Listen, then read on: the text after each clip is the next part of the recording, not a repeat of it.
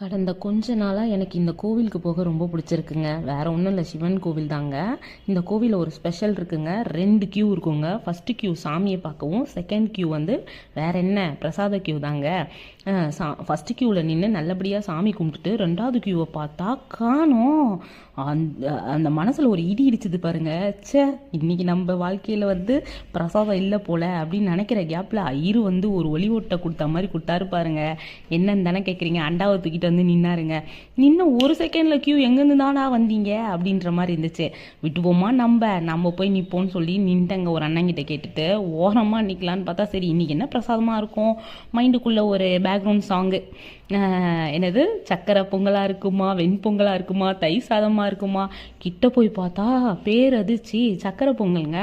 நானும் கொஞ்சம் நாளாக பார்க்குறேங்க. இந்த சக்கரை பொங்கலில் வெள்ளத்தை அள்ளி போட்டுறாரு மனசே. அதாவது இனிப்பானவராக இருப்பாருன்னு நினைக்கிறேன்.